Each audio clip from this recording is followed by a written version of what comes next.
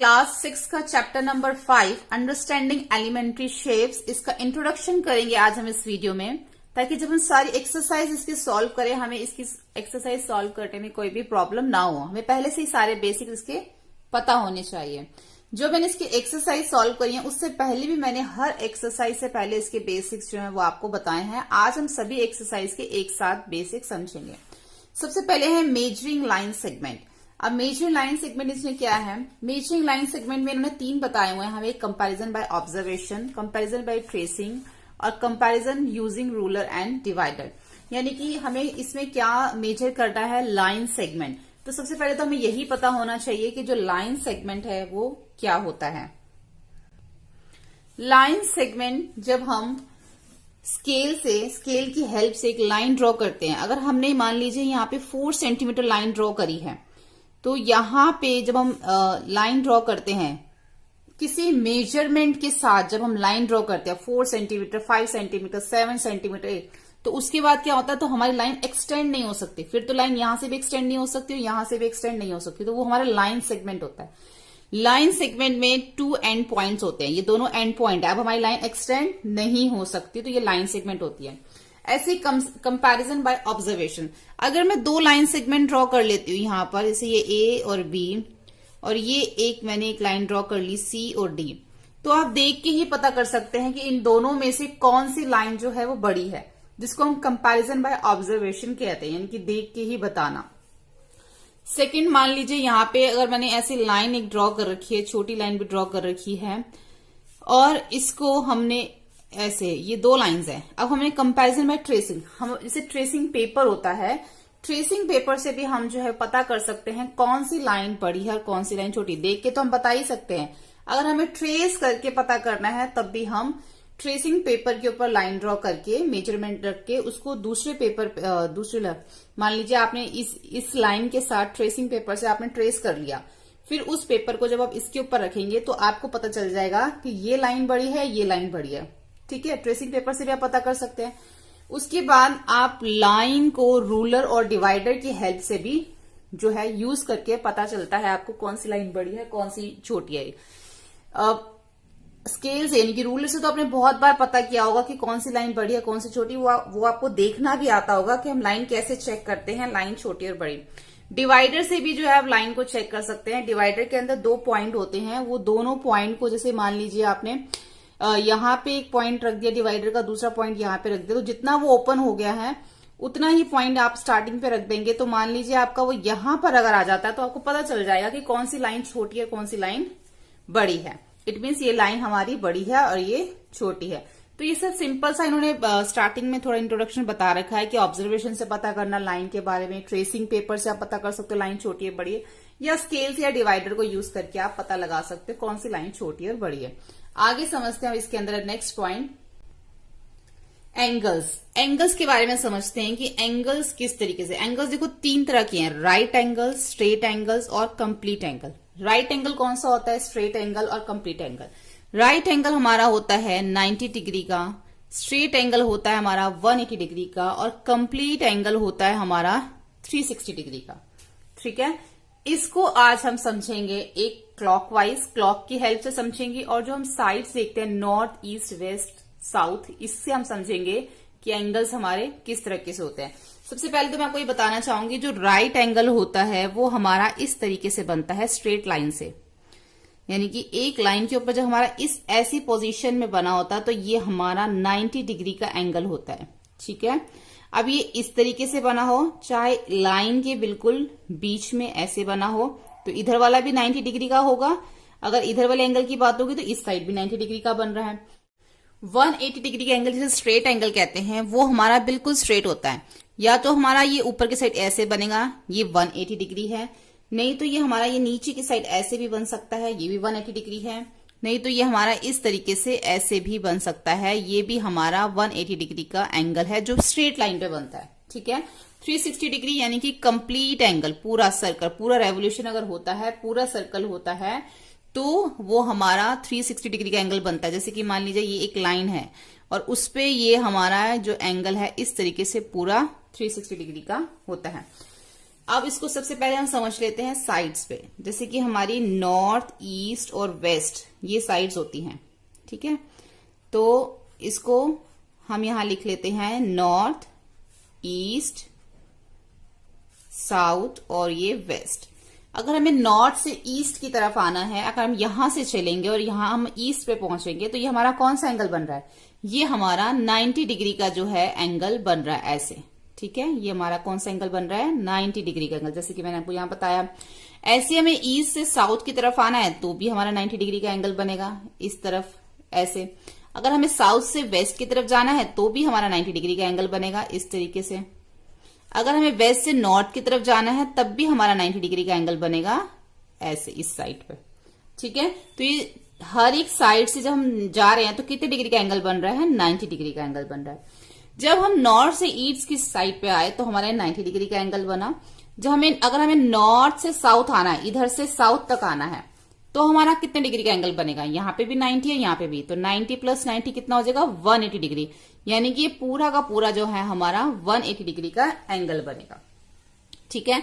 अगर हमें नॉर्थ से अगर हमें वेस्ट की तरफ आना है, यानी कि 90, ये भी 90 और एक 90 अगर हम और प्लस कर देंगे तो ये हमारा 180 डिग्री से ज्यादा का एंगल बन जाता है, जिसको हम रिफ्लेक्स एंगल भी कहते हैं, जो 90, 90 और 90, ठीक है।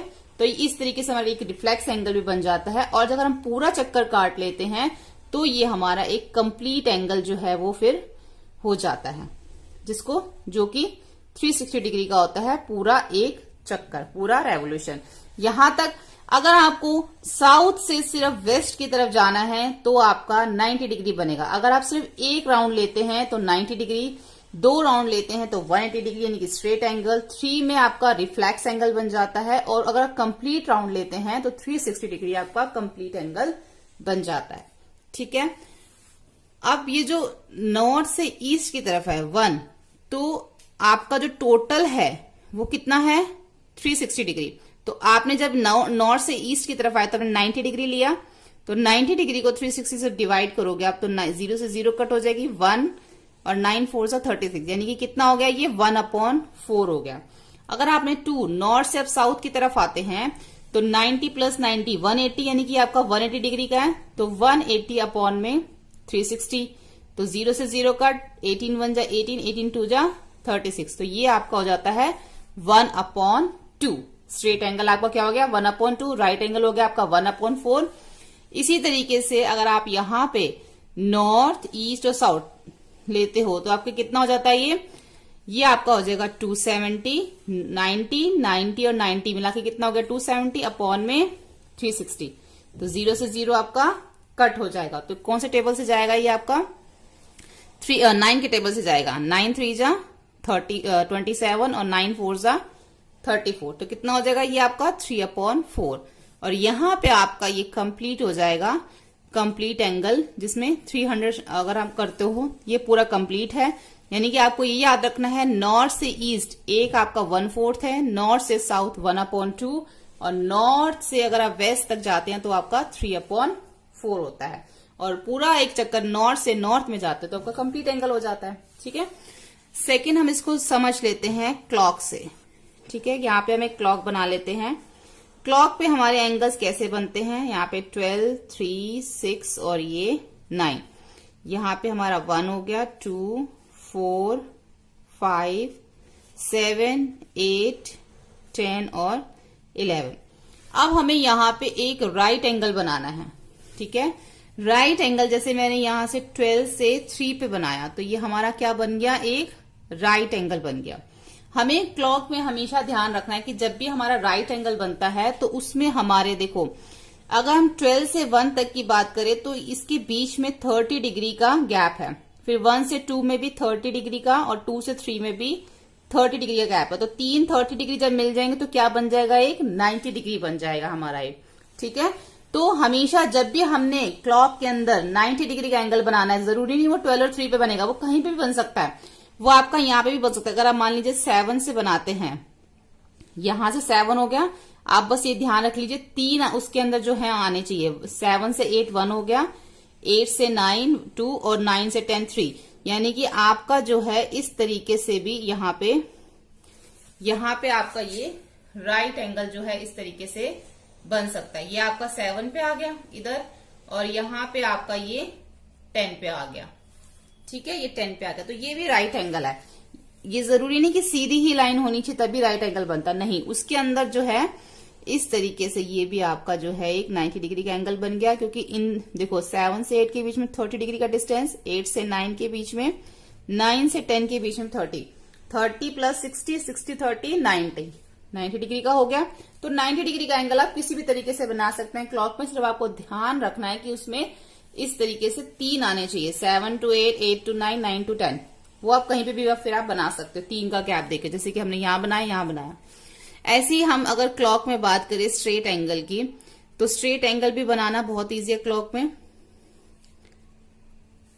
4, 5, 7, 8, 10 और 11। अगर हमें स्ट्रेट एंगल बनाना है तो बहुत इजी है, सीधा आप 12 से 6 भी बना सकते हो स्ट्रेट एंगल, या फिर 9 से 3 भी बना सकते हो। स्ट्रेट एंगल में आपको याद रखना है, कहीं पे भी आपका बन सकता है, स्ट्रेट एंगल में आपको याद रखना है। जैसे कि हमने राइट एंगल में 3 का गैप लिया, तो इसमें कितने गैप आएगा, 12 से 1 गैप, 2, 3, 4, 5, 6 का गैप आपका होना चाहिए, फिर आप इसके अंदर कहीं पे भी स्ट्रेट एंगल बना सकते। अगर हम यहां से देखें, अगर हमें यहां से स्ट्रेट एंगल बनाना है तो 11 से 12 1, फिर 12 से 1 2, 3, 4, 5, 6, यानी कि हमारा इस तरीके से यहां पर भी एक स्ट्रेट एंगल बन सकता है 11 और 5 के बीच में। ये भी हमारा स्ट्रेट एंगल बन गया। बस आपको इस तरीके से याद रखना है। कंप्लीट एंगल तो आपको पता ही है कि पूरा ही एक सर्कल होता है। ठीक है, अगर हम रिफ्लेक्स एंगल देखें, अभी हमने यहाँ पे right angle, straight angle, complete और रिफ्लेक्स एंगल भी हमने इसमें समझा है। ठीक है, हमने इसमें रिफ्लेक्स एंगल भी यहाँ पे समझा कि जब 3 बार 90 होता है तो वो हमारा एक रिफ्लेक्स एंगल बन जाता है। वैसे रिफ्लेक्स एंगल जो है वो हमारा 180 डिग्री से ज्यादा होता है और कंप्लीट 360 डिग्री से कम होता है, वो भी हमारा रिफ्लेक्स एंगल होता है। लेकिन यहाँ पे भी ये जो 3 90 एंगल मिल गए हैं, यहाँ पे भी हमारा रिफ्लेक्स एंगल बन रहा है।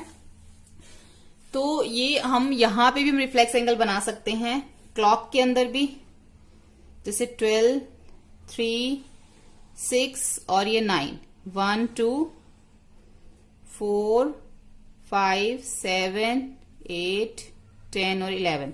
देखो अब हम यहाँ पे किस तरीके से रिफ्लेक्स एंगल बना सकते हैं, यहां से हमारा ये इस तरीके से, और ये हमारा मान लीजिए यहाँ पे 3 पे है, तो ये वाला जो एंगल बाहर की तरफ बन रहा है ये हमारा जो है रिफ्लेक्स एंगल बन रहा है। ये बाहर की तरफ, अंदर वाला नहीं।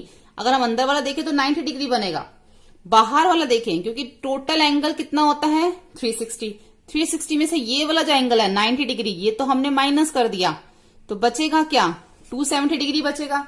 तो यानी कि जो बाहर वाला एंगल है ये हमारा रिफ्लेक्स एंगल बन रहा है। ठीक है, रिफ्लेक्स एंगल जो है उसमें से जब हम इस तरीके से बनाते हैं रिफ्लेक्स एंगल, तो हमें जो है 90 डिग्री कंप्लीट एंगल में से माइनस कर देंगे, तो ये हमारा इस तरीके से बाहर वाला एंगल जो है ये रिफ्लेक्स एंगल ऐसे हमारा क्लॉक में बनता है।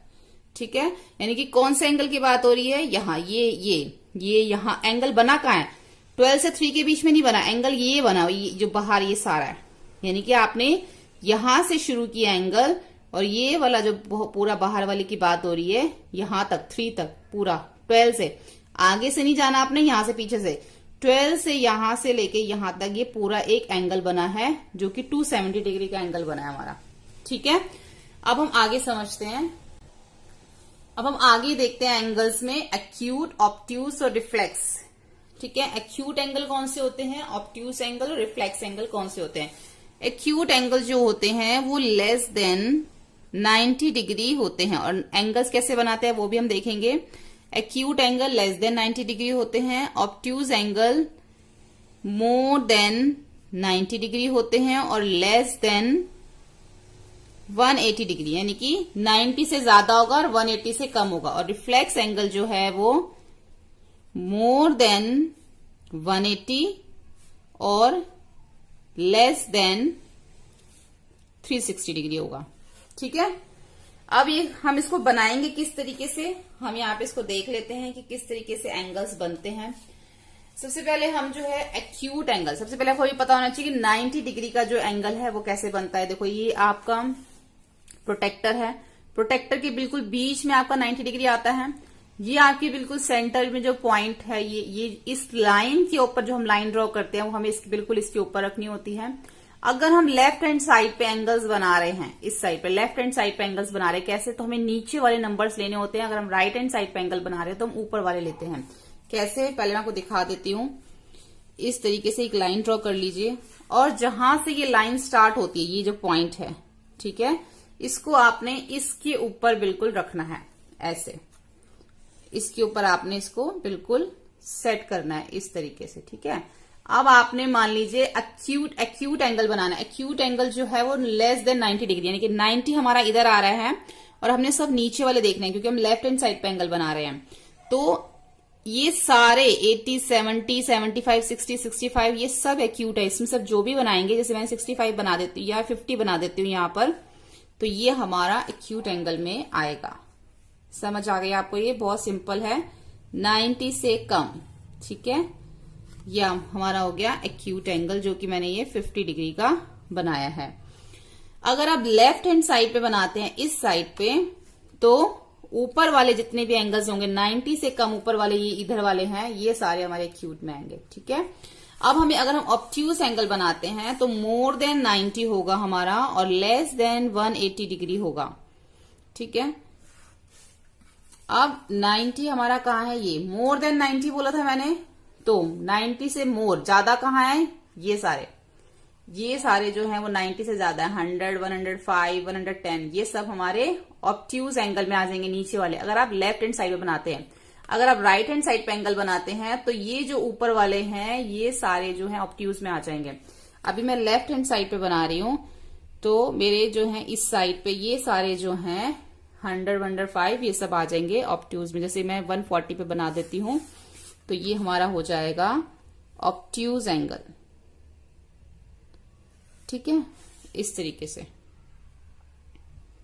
ये हमारा हो जाएगा 140 डिग्री ऑब्ट्यूज। अब हम देखते हैं रिफ्लेक्स एंगल। रिफ्लेक्स एंगल कैसे बनता है?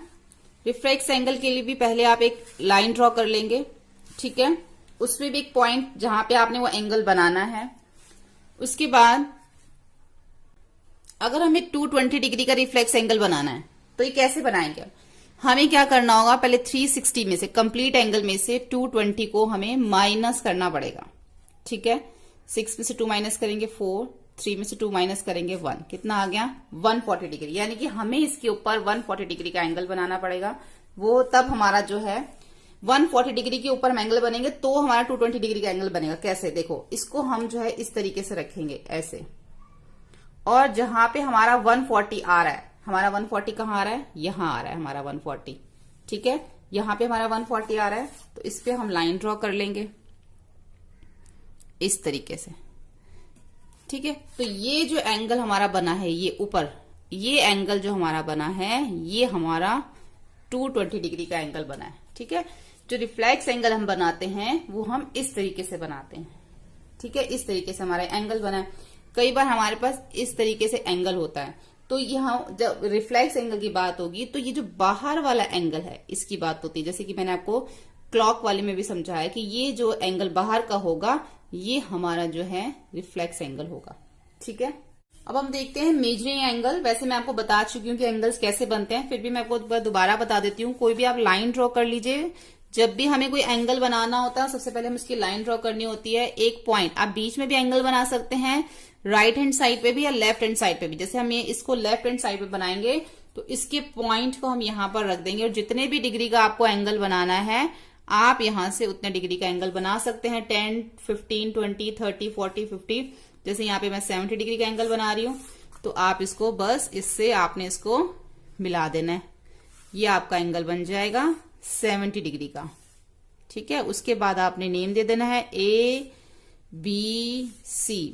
तो ये क्या है, इसका वर्टेक्स है, ठीक है। हर एंगल के अंदर 2 आर्म्स होती हैं, एक वर्टेक्स होता है, तो ये एंगल बन गया ABC। जो भी एंगल बीच में आ रहा होगा उसी की बात होती है, यानी कि ये 70 डिग्री का एंगल है। बी की बात हो रही है कि बी 70 डिग्री का है। ए और सी तो आर्म है, इसलिए हमने बी को बीच में रखा है। इस तरीके से आप एंगल को मेजर करके बना सकते हैं। सभी आपको यहाँ पे नंबर्स दे रखे हैं, बस आपने उसी नंबर पे पॉइंट लगा के उतने डिग्री का एंगल बना लेना है। आगे देखते हैं परपेंडिकुलर लाइंस और परपेंडिकुलर बाइसेक्टर में क्या फर्क होता है और क्या होता है। देखो, जब हम कोई लाइन ड्रॉ, पहले हमें एक लाइन ऐसे ये ए बी लाइन मैंने ले ली, ए और बी, उसके ऊपर हमें जब परपेंडिकुलर बनाना होता है, देखो परपेंडिकुलर तो इस लाइन के ऊपर कहीं पे भी बना सकते हो, इस साइड भी बना सकते हो, जो जिसमें 90 डिग्री का एंगल बनता है। तो ये इसके ऊपर एक परपेंडिकुलर हो गया, ठीक है। इसका नाम मैं दे देती हूँ एल और इसका नाम दे देती हूँ एम। तो एल एम जो है वो ए बी के ऊपर परपेंडिकुलर हो गया। तो एल एम, ये परपेंडिकुलर का सिंबल है, L M perpendicular A B, ठीक है। ये तो हो गया हमारा परपेंडिकुलर। परपेंडिकुलर आप लाइन की कहीं भी बना सकते, इधर भी आ सकता है, सेंटर में भी बन सकता है, साइड में भी बन सकता है, कहीं पे भी, वो सब परपेंडिकुलर। बस इतना ध्यान रखना है कि 90 डिग्री का एंगल बनना चाहिए तो ही वो परपेंडिकुलर है। अगर परपेंडिकुलर बाइसेक्ट की बात करें तो इसमें परपेंडिकुलर बाइसेक्ट में ये फर्क है कि जो परपेंडिकुलर बाइसेक्ट होता है वो बिल्कुल लाइन को दो इक्वल पार्ट्स में डिवाइड कर देता है। उसके अंदर एक मिड पॉइंट होता है। जैसे ए बी के ऊपर मैं एक मिड पॉइंट ले लेती हूं यहां पे सी, ठीक है। तो अब जो परपेंडिकुलर बाइसेक्ट है वो इसके ऊपर ही बनेगा जहां पे मिड पॉइंट हमने लिया है। परपेंडिकुलर बाइसेक्ट में सिर्फ इतना ही फर्क है कि आप परपेंडिकुलर लाइन पे कहीं पे भी बन जाता है, 90 डिग्री का एंगल बनना चाहिए, लेकिन बाइसेक्ट जो है बिल्कुल बीच में मिड पॉइंट पे बनता है। अब जो सी डी है वो परपेंडिकुलर है, परपेंडिकुलर बाइसेक्ट है ए बी के ऊपर, ठीक है। तो ये परपेंडिकुलर बाय सी डी क्या है, परपेंडिकुलर बाइसेक्ट है ए बी के ऊपर। ये आपको ध्यान रखना है, इसके मिड पॉइंट से पता चलता है कि ये बाइसेक्ट है। मिड पॉइंट से आपका परपेंडिकुलर लाइन भी बन सकती है। अगर आपने ये ए बी बनाया है, ठीक है, तो उसके ऊपर आप ये भी परपेंडिकुलर है, इसमें भी तो 90 डिग्री का एंगल बन रहा है। अब यहाँ पे आप इसको नेम दे दो सी और इसको नेम दे दो डी, तो ये भी परपेंडिकुलर है। आप इसको परपेंडिकुलर भी कह सकते हो, परपेंडिकुलर बाइसेक्ट भी कह सकते हो, क्योंकि ये मिड पॉइंट में आ रहा है, ठीक है। तो आपको परपेंडिकुलर आपका साइड में भी बन सकता है, बिल्कुल मिड में भी बन सकता है, लेकिन परपेंडिकुलर बाइसेक्ट जो है वो सिर्फ आपका मिड पॉइंट से, क्योंकि वो दोनों पार्ट्स को, लाइन को इक्वल पार्ट्स में डिवाइड कर देता है, ठीक है। नेक्स्ट देखते हैं, अब हम देखते हैं क्लासिफिकेशन ऑफ ट्राइंगल, यानी कि ट्राइंगल्स के बारे में समझते हैं। अब हम इसके अंदर ट्राइंगल्स जो है वो 3 तरीके से बनते हैं। सबसे पहले जो ट्राइंगल हम देख लेते हैं, फर्स्ट है स्केलेन ट्राइंगल। स्केलेन ट्राइंगल कौन सा होता है वो हम देख लेंगे इसमें अभी हम ट्राइंगल। सेकंड होता है आइसोसेलेस ट्राइंगल। थर्ड होता है इक्विलेटरल ट्राइंगल।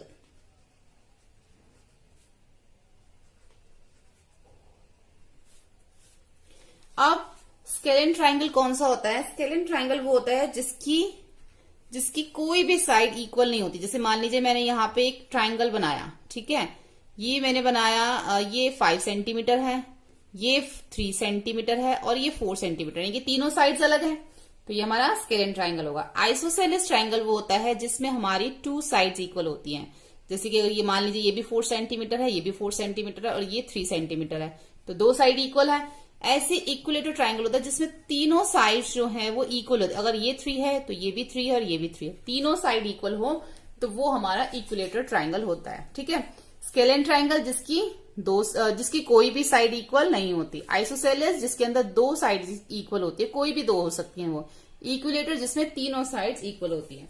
उसके बाद हम देखते हैं एक्यूट। मैंने भी आपको समझाया था कि एक्यूट एंगल कौन सा होता है, ऑब्ट्यूज और कौन सा होता है। तो हम देख लेते हैं एक्यूट एंगल ट्राइंगल, ठीक है। Acute angle triangle, acute angle triangle कौन सा होता है? जो हमारा ऐसा एंगल, ऐसा ट्राइंगल जिसके अंदर तीनों साइड, ये जो हमारी साइड्स हैं ये 90 डिग्री से कम बन रही होती हैं, ये, ठीक है। तो ये हमारा एक्यूट एंगल ट्राइंगल होता है। यानी कि अगर हमारे ये तीनों साइड्स हैं ए बी सी, यानी कि ए साइड भी जो है वो 90 डिग्री से कम है, बी भी 90 डिग्री से कम है और सी भी 90 डिग्री से कम है। उसके बाद आ जाता है right angle triangle. Right angle triangle कौन सा होता है? जिसके अंदर हमारी वन साइड जो है वो 90 डिग्री का एंगल बनाती है, बस एक ही, तीनों में से कोई एक। जैसे कि ये, ये अब इसमें ए बी सी, अब ये जो साइड है ये हमारा 90 डिग्री एंगल बना रही है, वो चाहे इस साइड बने चाहे वो इस साइड बने, एक साइड जो है वो 90 डिग्री का एंगल बनानी चाहिए, तभी वो हमारा राइट एंगल ट्रायंगल होता है। उसके बाद आता है हमारा obtuse angle triangle. Obtuse angle triangle, अब ये से आपको पता है कि जो ऑब्ट्यूज होता है वो मोर देन 90 डिग्री होता है, लेस देन 180 होता है, तो हम उसको उसी तरीके से बनाएंगे, जैसे कि इस तरीके से, ये ऐसे। अब ये क्या है, 90 डिग्री से ज्यादा बन रहा है और 180 डिग्री से कम बन रहा है, तो ये हमारा कौन सा हो जाएगा, ऑब्ट्यूज एंगल। ठीक है, इस तरीके से ये हमारा हो जाएगा ऑब्ट्यूज एंगल ट्रायंगल, 90 डिग्री से ज्यादा, चाहे वो इस साइड बने चाहे वो हमारा इस साइड बने। ठीक है, अगर ऐसे बना हुआ है तो ये हमारा ऑब्ट्यूज एंगल ट्रायंगल होगा। आगे देखते हैं अब हम पढ़ेंगे क्वाड्रिलेटर। क्वाड्रिलेटर्स क्या होते हैं, क्वाड्रिलेटर जिनमें 4 साइड्स और 4 एंगल्स बनते हैं वो हमारे क्वाड्रिलेटर होते हैं। जैसे सबसे पहले हम रेक्टेंगल देख लेते हैं। रेक्टेंगल में हमारी 4 साइड्स होती हैं और 4 ही एंगल बनते हैं, तो इसलिए हम रेक्टेंगल को क्वाड्रिलेटर कहते हैं। रेक्टेंगल के अंदर जो है 90 डिग्री के एंगल्स बनते हैं। ठीक है, 4 साइड्स एंड 4 राइट एंगल, और इसके जो ऑपोजिट साइड्स होते हैं वो इक्वल होते हैं। आपको पता होगा, आपने पहले पढ़ा होगा, रेक्टेंगल की ऑपोजिट साइड्स इक्वल होती हैं और इसमें 4 राइट एंगल बनते हैं, तो ये रेक्टेंगल हमारा क्या है, क्वाड्रिलेटर। ऐसे ही स्क्वायर के अंदर क्या होता है, 4 साइड्स होती हैं और इसकी जो चारों साइड्स हैं वो इक्वल होती हैं, ऑपोजिट साइड नहीं, चारों इक्वल होती हैं और इसमें भी 90 डिग्री का एंगल बनता है। ऐसे ही पैरेललोग्राम है। पैरेललोग्राम में क्या होता है, 2 पेयर ऑफ पैरेलल साइड्स, इसमें जो 2 होती हैं इसमें पेयर बनता है। ये लाइन जो है वो इसके पैरेलल है और ये लाइन जो है वो इसके पैरेलल है, यानी कि इसमें पेयर बनता है। इन दोनों का पेयर बन गया और इन दोनों का पेयर बन गया, तो ये क्या है, पैरेललोग्राम है, जिसको हम ट्रेपेजियम कहते, सॉरी पैरेललोग्राम है जिसको हम क्वाड्रिलेटर कहते हैं। इसमें जो है हमारे 4 साइड्स हैं और 4 ही एंगल बनते हैं, लेकिन रेक्टेंगल में और स्क्वायर में क्या होता है, 90 डिग्री का एंगल बनता है, पर पैरेललोग्राम में 90 डिग्री का एंगल नहीं बनता। 2 पेयर ऑफ पैरेलल साइड्स होती हैं और इसकी ऑपोजिट साइड्स इक्वल होती हैं और पेयर बनता है पैरेलल का। उसके बाद रोम्बस की बात करें, रोम्बस की जो चारों साइड्स होती हैं वो इक्वल होती हैं, जैसे कि स्क्वायर की होती हैं, बट स्क्वायर में 90 डिग्री का एंगल बनता है और रोम्बस में 90 डिग्री का एंगल नहीं बनता, और ये भी रोम्बस को भी हम एक क्वाड्रिलेटर कहते हैं। ऐसे ही ट्रेपेजियम होता है। ट्रेपेजियम में 2 साइड्स आर पैरेलल, यानी कि 2 साइड्स पैरेलल होती है।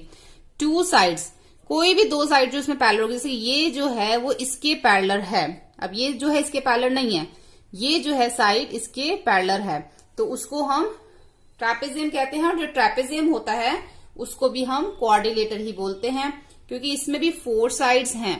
अब ट्रेपेजियम के अंदर भी 90 डिग्री का एंगल नहीं बनता। अगर हम काइट की बात करें तो 2 pair of adjacent sides of the same length. अब काइट के अंदर 2 पेयर बनते हैं, जैसे कि 2 pair of adjacent side the same length. अब एडजेसेंट साइड्स कौन सी होती हैं, जो एक ही वर्टेक्स से निकलती है, जैसे कि ये इसका वर्टेक्स है तो ये जो है इसकी एडजेसेंट साइड है, ये दोनों एडजेसेंट साइड है। ऐसे ये एक वर्टेक्स से बनी हुई है तो ये इसकी एडजेसेंट साइड है।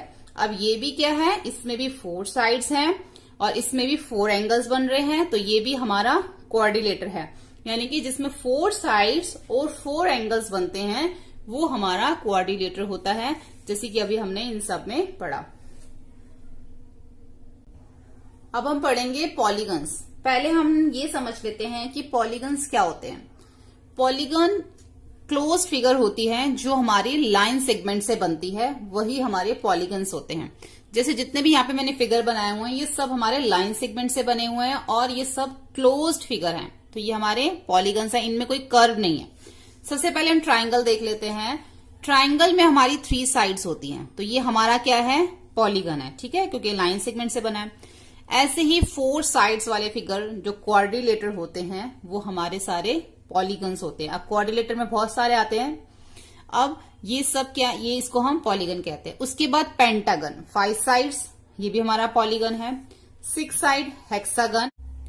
अब जैसे ऑक्टागन में भी क्या है, 8 साइड्स होती हैं और ये क्या है, ये भी लाइन सेगमेंट से बना हुआ है, तो ये भी हमारा क्या है, पॉलीगन। जैसे इसमें 1 1 2 3 4 5 6 7 8 साइड्स हैं और ये भी क्या है, हमारा पॉलीगन है।